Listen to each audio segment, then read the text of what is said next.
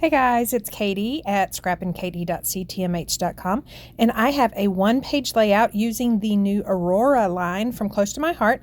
It debuted on May 1st and it will be around until the end of June. So I am just going to prepare my white daisy cardstock base, and I actually remembered to prepare this with paint splatters using my shimmer brush before all my pieces were in place.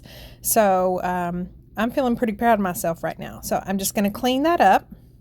And then I have already pre-cut all the pieces, as well as pulled out the photo of my two youngest kids that I want to use. Now these Cricut cuts come from the exclusive Aurora Collection. You can only purchase it through a Close to My Heart consultant, so I will leave that my Cricut affiliate link down in the description below so you can go grab that. It's about 20 images and it's only $9.99 US dollars. And so once you purchase it, it is a digital collection and it automatically gets linked to your Cricut ID. So right here, I am just going to hand trim this photo. Again, this large white triangle is going to serve as a photo mat. And I am just offsetting my photo just a little bit and then using that photo mat as a guide.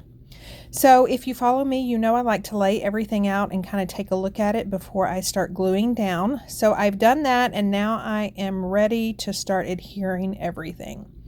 So for these trees, this dark one kind of goes over that middle one, and I am just using liquid adhesive, and that cardstock that I'm using is evergreen cardstock, and the patterned paper that it's going on is real pretty on the back, but the front is that green plaid.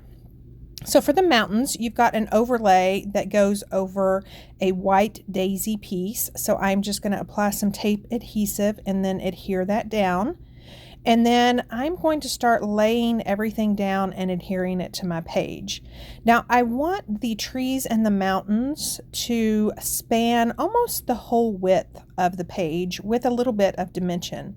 So I am going to use some 3D foam tape for this smaller grouping of trees, and those will kind of go over that mountainside.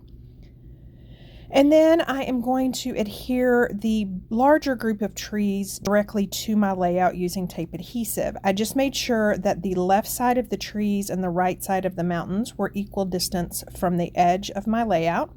And I'm just using some foam sheets to pop dot this photo. And I'm just applying tape adhesive, and then I'm going to adhere it down and then build all the rest of the layout pieces on top and around that photo.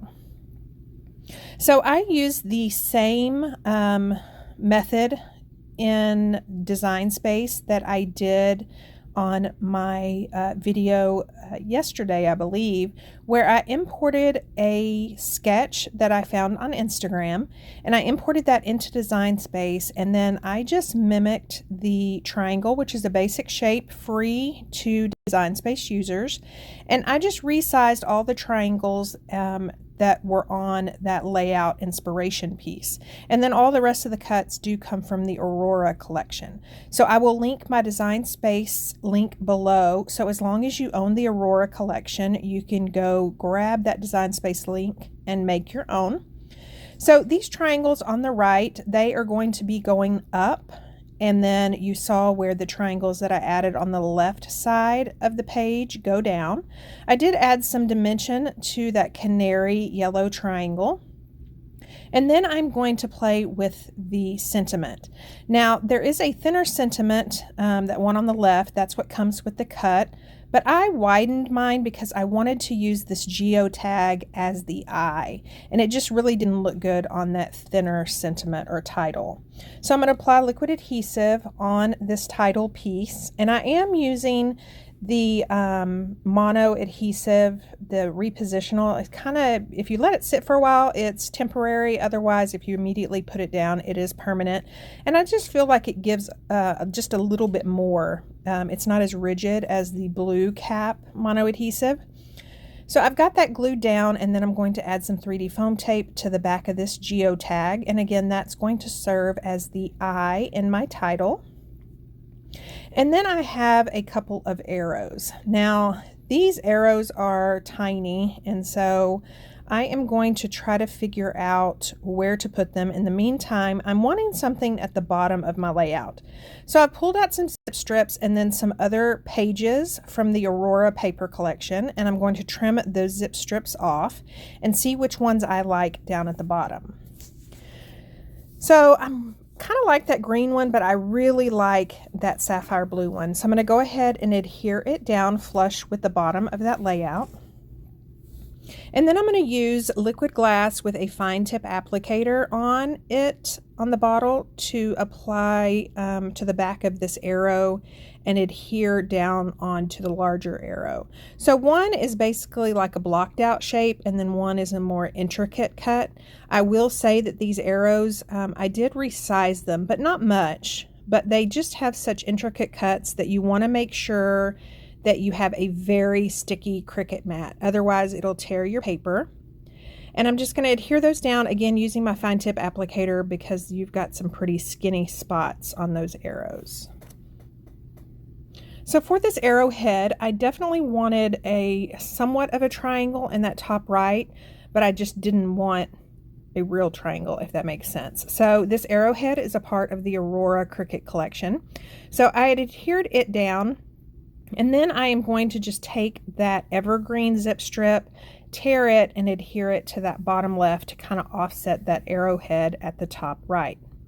So I'm going to add some 3D foam adhesive to the back of this arrow. And I haven't taken the adhesive off yet because I really don't know what I want to do. I decided to move it to that bottom left instead of using at the right.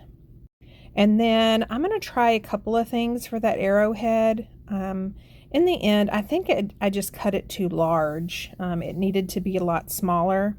So even that burlap ribbon, that sapphire burlap ribbon, just still wasn't feeling it. So I'm going to go ahead and adhere this other arrow down. Now notice I have the arrows pointing in the opposite direction to kind of make your eyes go to the middle of the page, if that makes sense.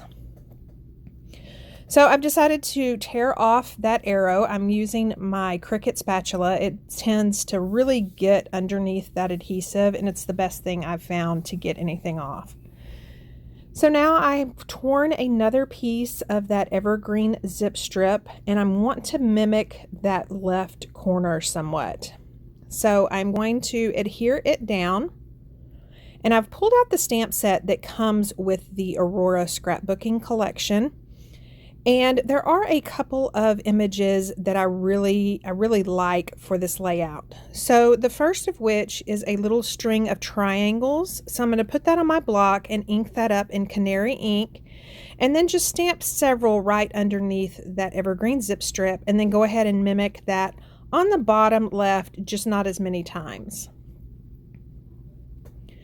And then I thought about stitching. Now there is a stitched stamp set or stamp image on the stamp set, but in the end I ended up not doing that. I did add some white gel pen to some of those images, as well as added some journaling strips.